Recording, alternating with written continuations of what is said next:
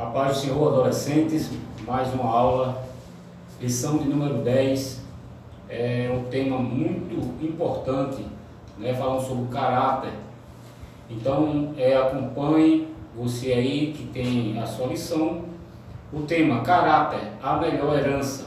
O texto bíblico se encontra em Lucas capítulo 12, e os versículos do 13 ao 21, e a leitura do versículo em destaque diz: E continuou dizendo a todos: prestem atenção, tenham cuidado com o tipo de avareza, com todo tipo de avareza, porque a verdadeira vida de uma pessoa não depende das coisas que ela tem, mesmo que sejam muitas. Lucas capítulo 12, o versículo 15 está esse versículo aí em destaque. Vamos fazer uma oração para nós entrarmos já aqui na introdução da lição. Querido Deus, te louvamos, Senhor, te agradecemos por mais essa oportunidade que o Senhor nos dá, Senhor, de estarmos aprendendo a Tua palavra, Senhor. Ser conosco, Senhor, abençoa a todos que estão, Senhor, atentos a esta aula, meu Pai. Abre, Senhor, os corações daqueles, Senhor, que com sinceridade estão prontos, meu Pai, para absorver a Tua palavra, Senhor, e glorificar o Teu nome. Assim te agradeço por tudo e te peço em nome de Jesus. Amém. Os objetivos dessa aula, da lição de hoje, é conceituar caráter e explicar sobre a nossa herança material e espiritual e alertar sobre o perigo da avareza. E já aqui na introdução, nós já iremos ler. Aqui a introdução diz: quando ouvimos falar em herança, automaticamente pensamos em riquezas, imóveis, dinheiro, etc. Sabemos que o dinheiro pode proporcionar muitas coisas boas, como conforto, viagens e compras, por exemplo. Mas será que o bem material é mais valioso do que uma pessoa? É tudo que se pode ter na vida? Aí fica aí duas perguntas que o comentarista deixa aí para vocês, para nós. Será que o bem material é mais valioso do que uma pessoa? O que ele está falando aqui sobre o ter caráter. Tem gente que tem riqueza, tem tudo isso que ele colocou aqui: dinheiro, conforto, tem viagens, dinheiro para fazer viagens, compras, mas não tem caráter, certo? Então essa pessoa vamos dizer que é pobre de espírito, certo? Muitos dizem que o dinheiro não traz felicidade, mas será que é verdade? Nossa sociedade está contaminada com a doença do consumismo, ao ponto de estar mergulhada neste estilo de vida e de ter criado, a partir dos bens consumidos, um padrão de qualidade de vida social. No entanto, um cristão não deve se deixar manipular por este padrão mundano, mas deve se deixar transformar pelo Espírito de Deus, a fim de ser por Ele aprovado. Por isso veremos que o valor do caráter é a maior herança que uma família pode deixar para os seus membros. Nós podemos, eu creio que todos conhecem alguém, até dentro da sua família, que já não está entre nós, já faleceu, mas deixou um legado, deixou um legado de um homem, de uma mulher de caráter, que todos ainda hoje falam bem. Eu conheço fulano, conheci ciclano e foram boas pessoas, justa, honesta, E às vezes são pessoas que não tinham nada, não deixou riqueza, não deixou dinheiro, não deixou mansões, não deixou carro, mas deixou um legado, deixou uma imagem maravilhosa da sua pessoa. Aqui no primeiro tópico, o valor do caráter. Certamente já ouviu essa palavra, mas você sabe o que ela significa exatamente? Podemos entender caráter como as características ou qualidades e defeitos, a maneira de agir e de reagir de uma pessoa. Ou seja, o caráter ele tem como características as qualidades ou defeitos, daí a maneira de agir e de reagir de uma pessoa. O caráter guia as ações, os valores e o comportamento de uma pessoa. a partir de nossa decodificação desses valores e ações, é que ouvimos falar em pessoas de bom caráter e de mau caráter. Isto é, pessoas que se doam em fazer o bem e outras que se entregam em fazer o mal, né? Tem gente que tem prazer em fazer o bem, já outra, pelo contrário, tem prazer em fazer o mal, né? Então, através dessas características, nós podemos observar o que tem caráter e aquele que não tem. Quando nos deparamos numa situação em que temos de fazer duas escolhas, uma simples, mas errada, outra difícil, porém certa, a pessoa de mau caráter não pensa duas vezes em seguir pela via mais fácil. Mas o cristão, aquele que nasceu de novo, deve estar pronto para tomar a decisão certa, mesmo que no primeiro momento ela lhe traga algum prejuízo, pois são nessas decisões que demonstram ter um bom caráter. O comentarista ele deixou um exemplo maravilhoso. Você, digamos que numa situação, uma pessoa ela tem que escolher, uma simples, mas porém errada, uma decisão simples, mas errada, e outra difícil, porém certa. Então o comentarista diz que aquele que não tem, que é um mau caráter, ele não vai pensar duas vezes, vai escolher a mais fácil, independente se está errado, ele quer a facilidade, ele não vai se esforçar simplesmente porque vai prejudicar o seu caráter. Então ele não quer saber se vai prejudicar a sua imagem, ele quer a facilidade. Mas o comentarista diz que aquele que tem um bom caráter, ele, mesmo sendo a mais difícil, mas ele vai escolher porque ele tem caráter, Ele tem caráter. Tem pessoas que chegam até a deixar empregos, que lhe dava uma boa remuneração, porque sabia que teria que fazer talvez algo injusto, algo errado, E ele, para manter o seu caráter, ou seja, por ele ter caráter, ele prefere deixar aquele trabalho porque sabe que aquilo não é justo, não é correto, certo? E eu quero dizer a você, adolescente, que no decorrer da sua vida, você vai se deparar com muitas situações, muitas promoções, algumas promoções, seja na área do trabalho, principalmente na área profissional e talvez em uma outra área.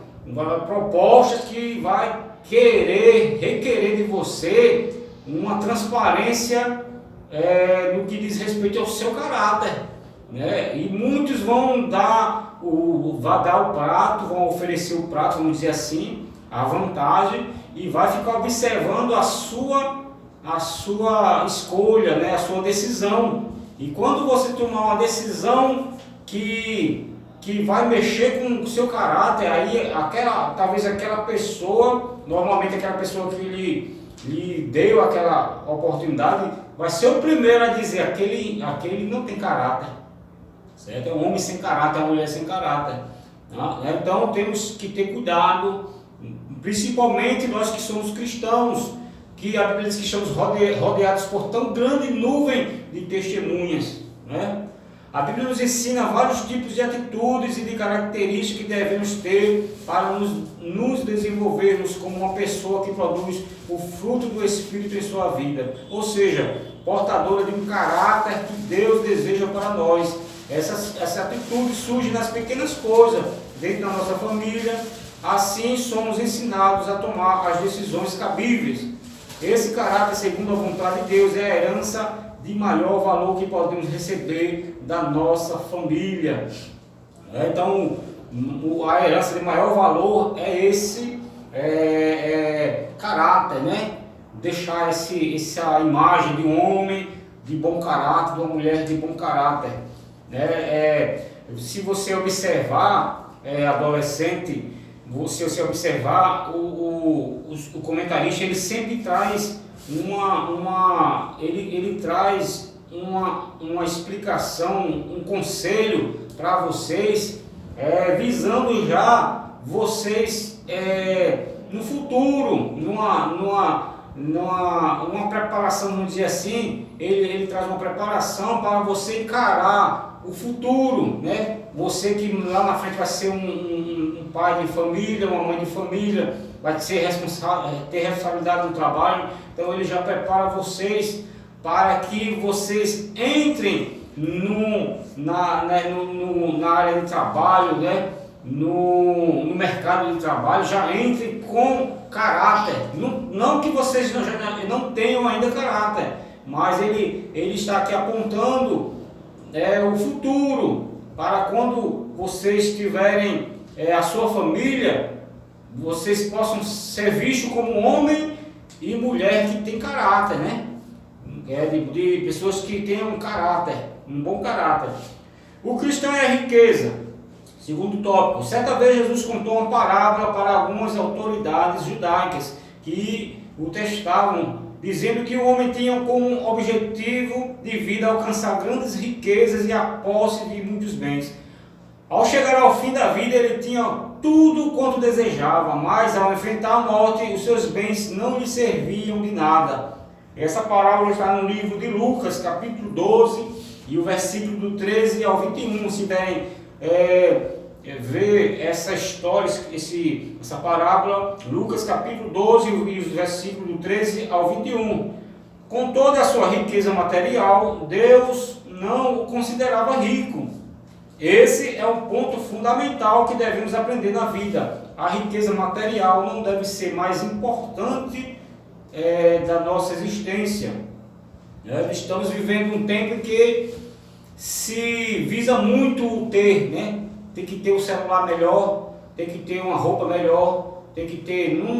isso não quer dizer que seja pecado você querer o melhor, né? Mas nós não podemos nos tornar, como o comentarista aqui está dizendo, ou seja, nós não podemos deixar que essas coisas sejam mais importantes na nossa vida, né? O ter, a riqueza, o dinheiro, né? Observe que o comentarista, ao relatar aqui essa parábola, diz que que Deus não considerava rico aquele homem, apesar de toda a riqueza que ele tinha, né? Morreu, ficou tudo que ele tinha. Nesse aspecto, o nosso Senhor ensinou que a preocupação central do cristão deve ser em fazer a vontade de Deus, pois as nossas necessidades serão por Ele atendidas, e nos alerta para o fato de que os bens acumulados aqui na terra se acabarão, mas as riquezas guardadas no céu durarão para sempre. Você tem juntado riquezas? E onde você as tem guardado? Lembre-se, onde estiver o seu coração, ali estará a sua riqueza. Aí eu pergunto, onde está o seu coração? Está nas riquezas espirituais, né? Almejar o céu? Ou você fica preocupado, como se fala na volta de Jesus, no arrebatamento, né?